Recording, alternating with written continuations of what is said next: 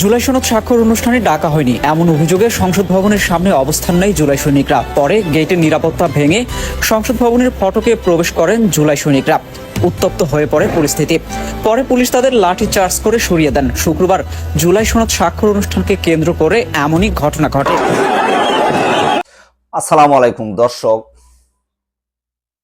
1971 সালে এই দেশ পশ্চিম পাকিস্তান থেকে যুদ্ধ করে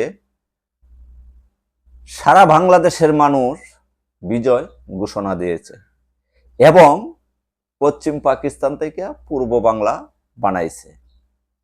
5ই আগস্টে দেখা গেল আবারও বাংলাদেশের মানুষ বাংলাদেশেই লড়াই করল। প্রধানমন্ত্রী শেখ হাসিনা একাধারে 17 বছর বাংলাদেশে দেশ শাসন করলো। অনেকেরই ভালো লাগছে, অনেকেরই খারাপ লাগছে, হাসিনাও খারাপ করছে। কারণ দেশে যদি দল থাকে তাহলে সম্মিলিতভাবে কাজ করতে হয়। এরপরে আসেন, যেহেতু হাসিনার ক্ষমতা ছাড়ে না, আর কেউ নির্বাচনে আসেও না, তা আপনারা একটা জিনিস চিন্তা করেন, 5ই আগস্টে আন্দোলন করিয়া আবার হাসিনারে দেশ থেকে উৎখাত করলো জনগণ। এখন আসেন,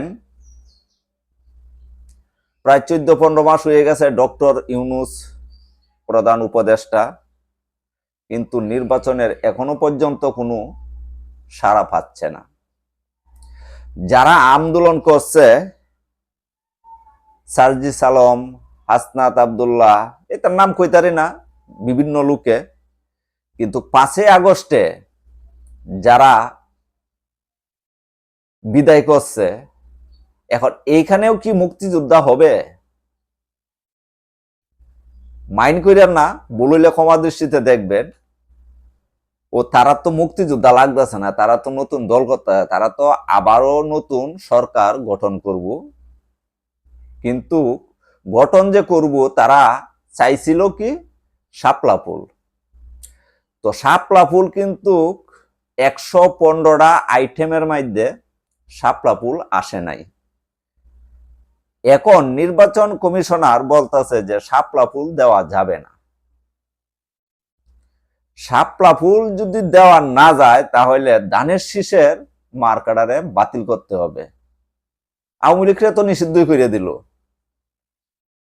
আচ্ছা, এখন আসেন যে তারা নির্বাচন করব না না করব, দেশে নির্বাচন দিব না না দিব, এইসব নিয়ে কিন্তু নানান জল্পনা কল্পনা শুরু হয়েছে। গতকাল শুক্রবারে দেখলাম আবারও আন্দোলন শুরু হয়েছে। কারো হাত কেটে পালাইয়া দিচ্ছে,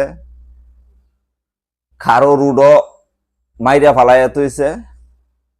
আগে তো একলা শেখ হাসিনার দোষ হইতো, এখন কার দোষ হইতাছে? প্রধান উপদেষ্টার। যে ক্ষমতায় থাকে তাদেরকেই ধরা হয় আগে। আমার মনে হয় ডক্টর ইউনূস যেভাবে পরিচালনা করতেছে, দেশে কি থাকতে পারে কিনা অসম্ভব। আমি একটা কথাই বলবো যে বাংলাদেশের মানুষ যারা আছেন, আপনারা ব্যাপকভাবে আপনারা একটা কিছু কইরেন না। এই যে সংসদ ভবনে যে মানুষ, কালকে যে দেখলাম অনেক মানুষরে পিটাইছে, পুলিশেও মারছে। পুলিশ কোন জায়গায় যাইব? পুলিশ কোন জায়গায় যাইব? হাসিনা যখন ছিল পুলিশ দিয়ে দেশ শাসন করাইছে, আন্দোলন করলে এটা পুলিশের নিয়ন্ত্রণ করছে।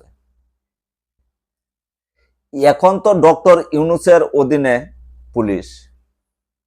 এখন চিন্তা করেন যে পুলিশ কোন জায়গাটা মাইদে গিয়া তারা অবস্থান করতে পারবো? তারা তো হুকুম মানতে হবে। আন্দোলন হইতেছে, আন্দোলন ঠেকাইতে হবে। তো দর্শক, আমার কথা কি ভালো লাগছে কিনা জানি না। তো এই বিষয়ে যদি কোনো মন্তব্য থাকে অবশ্যই আমাদের চ্যানেলে, ইউটিউব চ্যানেলে এবং ফেসবুক পেজে কমেন্টে জানাবেন। ভালো থাকবেন, সুস্থ থাকবেন। আল্লাহ হাফেজ।